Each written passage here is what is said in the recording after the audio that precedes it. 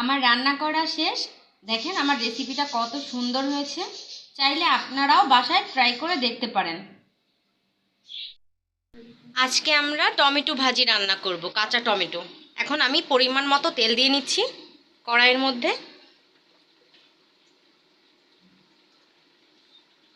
চুলার আঁচটা একটু কমিয়ে নিলাম।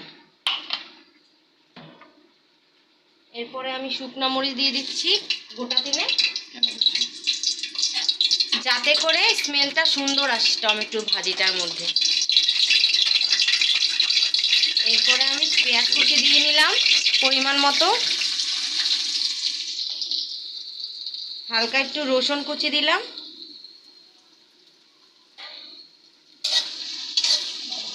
এরপরে আমি এটাকে একটু হালকা ভাজা ভাজা করে নেব।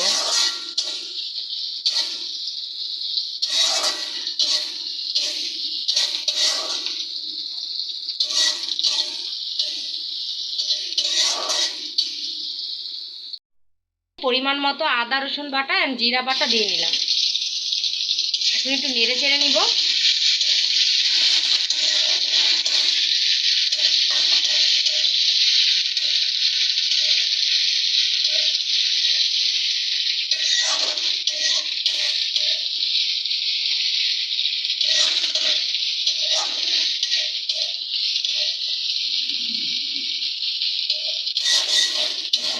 ভাজা ভাজা হয়ে গেছে আমার। এখন আমি পরিমাণ মতো পানি দিয়ে দিব।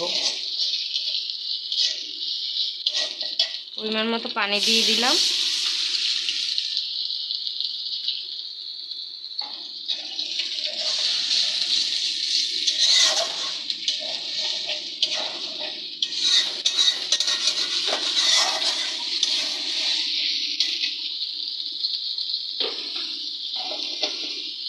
এরপরে আমি কাঁচা মরিচ কুচি করা এগুলো দিয়ে দিলাম।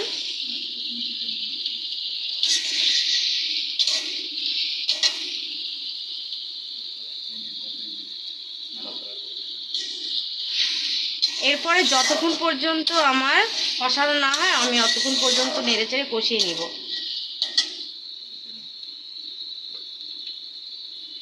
হালকা হলুদ দিলাম,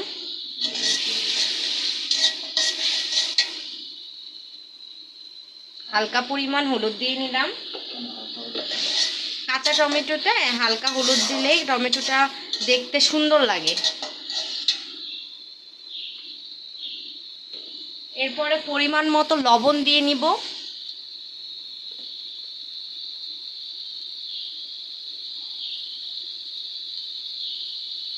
আমি এখানে তরকারির জন্য মোটা লবণটা ইউজ করেছি।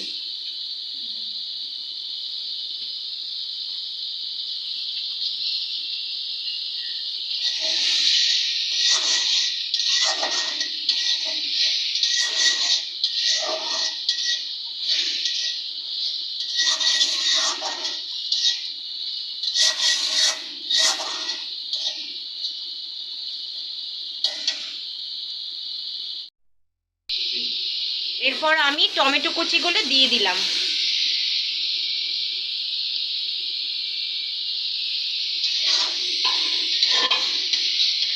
টমেটো কুচিগুলো দিয়ে নেড়ে চেড়ে নেব।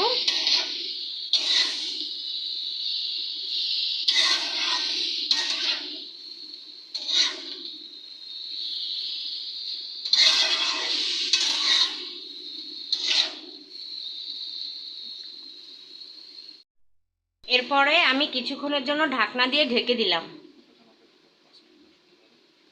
3-4 মিনিট অপেক্ষা করব। ঢাকনাটা তুলে নিলাম।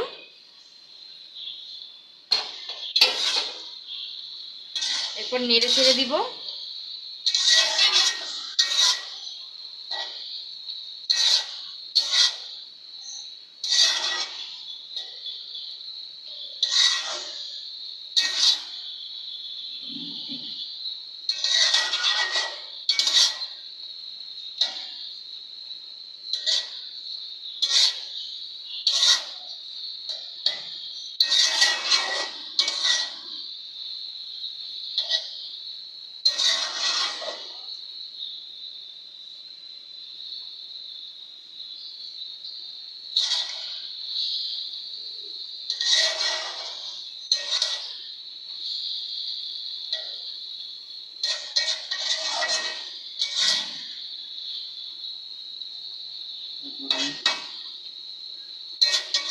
ভালো করে আমি একটু কষিয়ে নেব, এরপর সামান্য পরিমাণ পানি দিয়ে নেব এটার মধ্যে।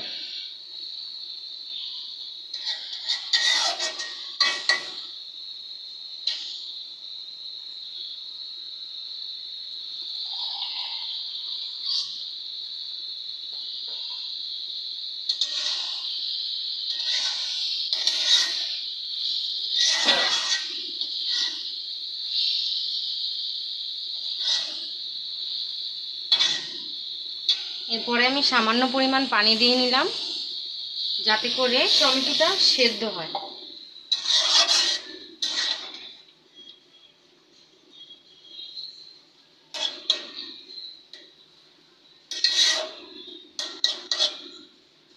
এরপরে ঢাকনা দিয়ে ঢেকে দেব, কিছুক্ষণ পর পর একটু নেড়ে চেড়ে দেব।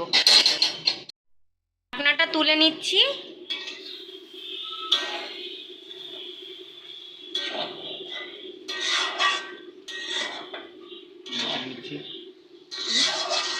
নেড়ে চেড়ে নিব। প্রায় আমার টমেটো ভাজি হয়ে গেছে।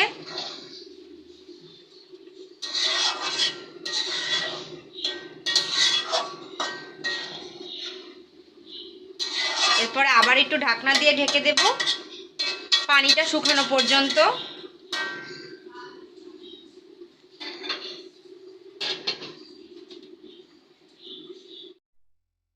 এখন আমি ঢাকনাটা তুলে নিব।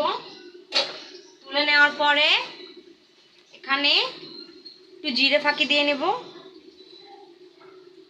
এটা হচ্ছে যার যার ইচ্ছা, এটা দিলে একটু গ্রানটাও ভালো হয়, স্বাদটাও ভালো হয়। এখন আমি নেড়ে দিব।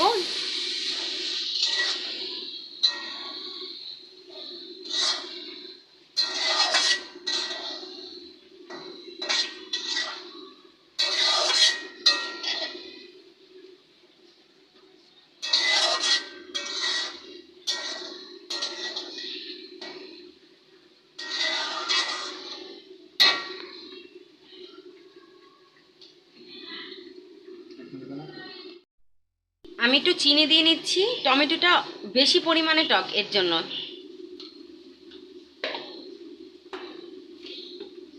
এরপরে আবার নেড়ে চেড়ে দেব।